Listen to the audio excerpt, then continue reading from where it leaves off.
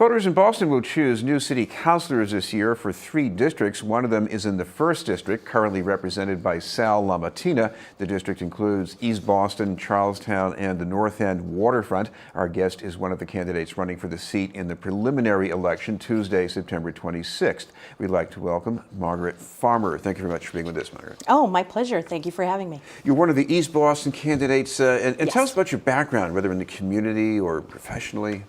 Well, I have lived in East Boston for a long period of time, almost 15 years, and I was the president of the Jeffreys Point Neighborhood Association for almost 6 of those.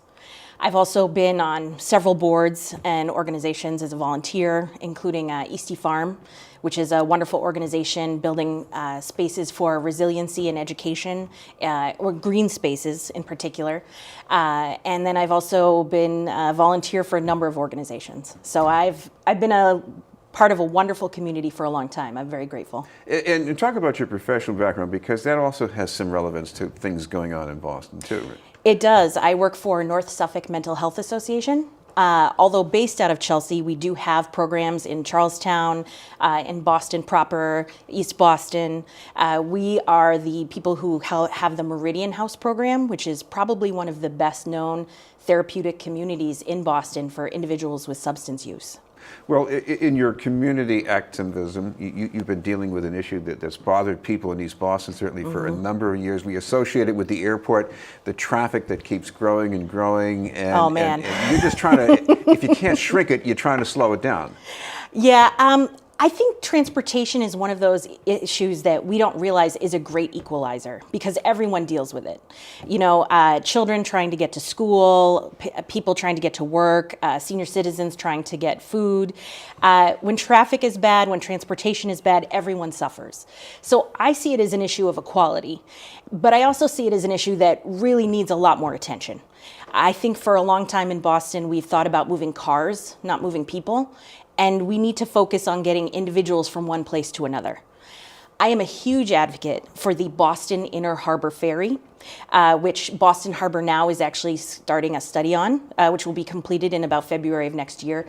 I'd like to see the city connected by boat from the airport to East Boston, to Charlestown, to the North End, to downtown, preferably by the Red Line, and then to the seaport as well.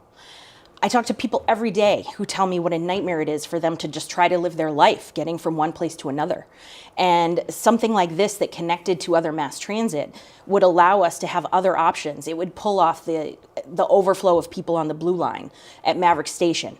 It would pull people from Charlestown who have to drive to Kenmore Square because they have no other option. They could get on a ferry, they could go to the Red Line at South Station, they could get there very quickly. People in the North End who work in the seaport. And I think this could be incredibly successful, and I could see it being supported by the large businesses in the community who would see an immediate benefit for themselves and their workers. This is BNN News, and we're talking with Margaret Farmer, candidate for City Council in District 1. Margaret, especially in East Boston, when it comes to housing, people are worried about affordability, and one of the things pending before the City Council right now is a measure to strengthen tenant protections with just cause eviction. Should you vote for that? Do you want to vote for it as it is? Would you want to modify it in some way? As it is, I wouldn't support it because I don't see it solving the problem. If I thought it would solve the problem, I would support it. But number one, we already have mediation in place for people who wish to have mediation with a landlord or a tenant dispute. Number two, I actually know of people who don't rent out units because they're concerned they would have a problem with a tenant and then would not be able to have them removed. We're seeing a lot of building that's going on right now, and I'm okay with that, but I'm concerned that we're seeing too much building that is luxury. The difference between affordable housing and luxury, there's a big space in there. And that's what we're not seeing approved in the city of Boston. And that's where people are getting displaced. People who make too much money to qualify for affordable housing, but don't work at Google and can't afford luxury housing. So this is where the city needs to be focusing, encouraging permitting, encouraging projects. I think that's where you would see a significant increase in people being able to find housing that is affordable for them.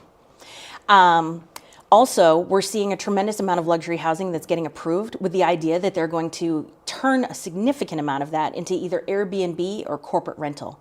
So we're approving units to be built that we know that residents are never going to live in. I know several buildings where this is the case already, that have already been built and have entire floors that are set aside. If we need to input some regulation to because number one, these are de facto hotels and they need to be treated as such. And number two, we need to tax them as a source of revenue and have that revenue go towards either building more affordable housing or going towards measures that would make it easier for the workforce housing to be possible. Now, also in this district, there are plans to leverage reconstruction of public housing in Charlestown by allowing additional market rate units. Of course, the question is how many at this location? Well, how would you commit that? I like the concept because, let's be honest, most affordable housing projects are paid for by the federal government, and we're not going to see that money again anytime soon. And one thing that I do give the residents of Charlestown credit is that they've all agreed that the rebuilding of the development that is currently there is important. So I think that everyone agrees that the concept itself is a good one, that there would be a rebuilding and then there would be additional units. But the question of how many is a really big one.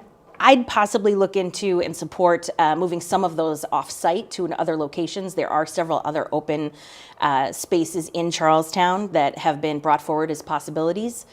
Also, I think we should look at what the value is and what the selling prices are going to be of the units that they wish to build, the developer, I mean.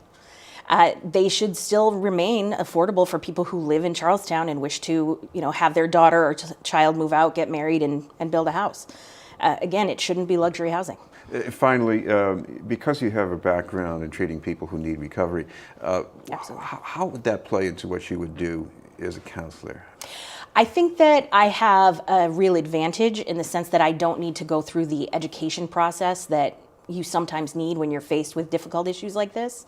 I know that we need to implement the rapid access treatment. It's RAT. It's not a good acronym, but it's a great thing. And what that means is we need to increase the number of beds that are available for treatment. So when someone has that minute of clarity, when someone says, I'm ready to make a change, we need to make sure that they can start to get treatment immediately. Because if that moment passes, it's only a matter of time before we're going to be treating them for an overdose. Well, we should mention there are more details for people to find out, and you've got a website where they can do that? Absolutely. www.margaretfarmer.org is my website. You can also follow me on Twitter at margaretforboss.com. Margaret for Boss. And I have several events that are coming up on my Facebook page, Margaret Farmer for Boston City Council, that I encourage people to follow and attend so you can learn more. Thank you very much for being with us. Oh, my pleasure. Thank you. Margaret Farmer, candidate for Boston City Council in District 1. And still to come, a chance to meet the candidates running at large in Roxbury. But first, this message.